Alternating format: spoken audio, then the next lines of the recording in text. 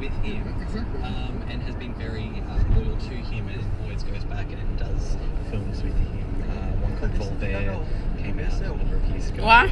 She's always like dipping her toes back into the waters of Festival? and this one really, do you know what? I hadn't heard the best things about it, like not glowing reviews anyway. Apparently it's sort of one of his middle of the road kind of ones, but maybe because of that, I was really, really impressed with Juliet. So I won't spend too much time on it because it is sort of a limited screening at the moment, but it is really one that you should sort of hunt down because I got a lot out of it. You know, themes of family, of loss, of you know, reconnection, all of those kind of really deep and meaningful themes that come through. Yeah, to do with family as well. So I can't recommend that one enough.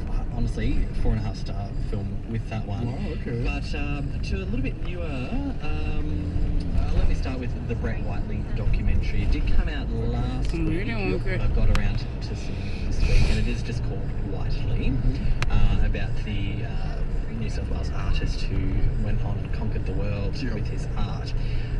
And compared to something, I also saw the documentary I Am Heath Ledger during the week as well, which I won't talk about that one too much because that was kind of a lesser entry in the documentary realm, whereas Whiteley really takes the genre further than it has been taken already. Okay. So it is kind of, it looks into his life. It is, you know, telling his story, but as opposed to the I Am Heath Ledger documentary, which was very perfunctory, very kind of stock standard, this is what happened in his life, then this what happened, and this what happened. This one does kind of follow that to a certain extent, but it's a lot more creative. So once again, I think this is a one that you really want to hunt down, but unfortunately Whiteley is only playing in sort of select cinemas, as you can imagine, being a documentary and being you know, about an artistic figure. It's a bit of a niche film. Because he had quite an interesting life too. Oh, incredibly interesting. And I love that they balanced that, his personal life and his artistic work, and how the two were completely enmeshed with each other. And you get to talk to his wife, his widow, during it, and talking about their kind of incredible love story and their tumultuous life, sort of travelling the globe, and all around, you know, based around his art and also her career as well. You know, she was no slouch in the creative industry. So I really recommend this one. So what's your rating? I give that one 4.5 stars. And I know David gives me so much flack for being so. And the longest fish. Let us know, please do. So that's what? Documentaries.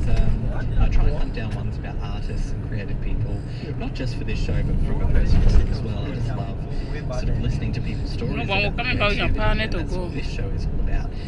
Sort of delving into that world. So on that level, it really was satisfying, I guess is a good word for it.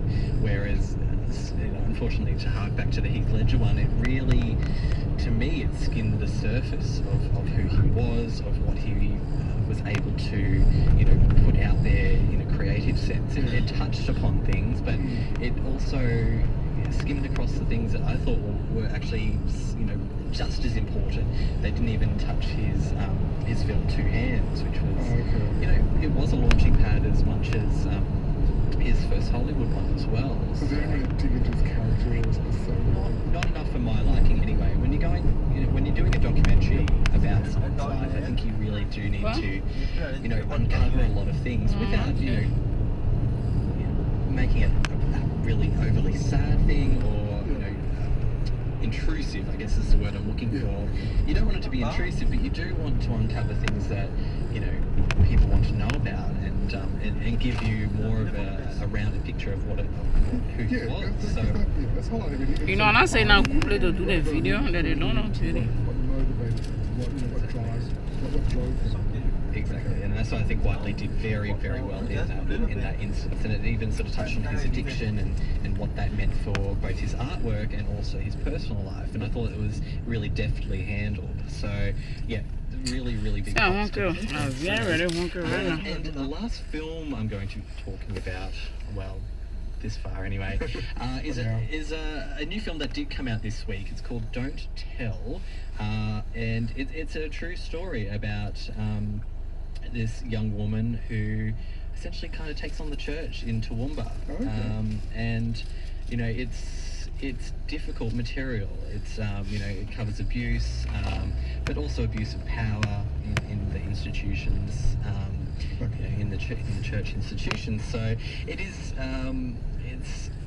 is a hard film to watch, but the performances are quite amazing. Rachel Griffiths is she has a fairly small part, but a really standout part as well. Okay, I play Iron. And the children went for dinner in Brisbane. Played by Sarah West. I must say that. But she is quite great in the film, in her portrayal. Of Lyndall. That's And Melbourne City. it really is a difficult role. Like it's hard to sort of talk about because she's got to kind of get this emotion across, but she's also, you know, dealing with her own personal demons. So it would be a very hard role for an actor to play, and I think she did it really deftly. I know they went Really got that across. video you shoot The to more struggles say that that. the young woman is dealing with, and the power that she is able to kind of grasp from The recording within. is cool. And it's powerful. So without giving too much away, I'd really Did I miss it? away with this one. But Don't Tell is, it's a bit of a minor classic, I suppose. Classic in the making. It's not perfect. And it's a little bit too procedural for my liking. A bit like, because it does revolve around a court case. So I understand why it is kind of structured in that way. But I think there could have been a little bit more, I don't know if flashiness is the right word, but a little bit more cinematic, you know, swell during it. And it's just a little bit too straightforward for my liking, but I can understand under the circumstances why it's sort of shown in that way. It doesn't want to sensationalise material. So I understand, but it's a 3.5 star Okay, now yeah, I think somewhere around there we got down that day. I and the woman then went to the shop. The shop then behind there. Led up to the conclusion a little bit. They get strong. over in the city. Very, very good. And Jack Thompson was another standout. He kind of played this patriarchal kind of figure. Just kind of the part itself, I don't know if it was written to his strengths, but I think he made it his own. And really was a bit of a standout. I said today I rather see no city. Sarah West was also, you know, My brother do one thing. Yes, I didn't do anything. The word safety training now. Let's just say. So, Don't Tell. I would get out there and support, you know, Australian stories. You know, as hard as this one is to sort of. Is that a slightly wider release than the widely documentary? A little bit. Wow, Rob, cooking on either. So, I'm lucky. We are lucky. So I've kind of stayed away from the big guns this week. John Wick. Part 2 or chapter 2. I'll hopefully get to that next week. But I thought I would go with the smaller niche ones this week and really give them a bit of a spot. Yeah, and it is worth doing, especially Australian cinema. So you got the full so it's definitely worth going. Now we're going to be, as I said, we've got a full show for you today, today, but hopefully I'll have a little bit of time to talk about some theatre I went along to. Wow, Melbourne City is cool. My Fair Lady, a little show that's come from Sydney. You might have heard of it. I think I have heard about that one. So David and I were lucky enough to go to see that on Tuesday night. So hopefully we'll have a little bit more time to chat about that's been directed by somebody very special too, isn't the it? wonderful Julie Andrews. So we may as well talk about it for a little bit here, because she did direct the show in Sydney and now it's come to Melbourne. I enjoyed it. I really did enjoy like the costumes are out of this world. The performances were wonderful, and I wasn't actually aware of some of the performers in the show. Reg Livermore plays Eliza's father in this one. He originally played the lead, I think, in the original potentially. And so I really, really enjoyed the way that they sort of staged it. The musical performances were great.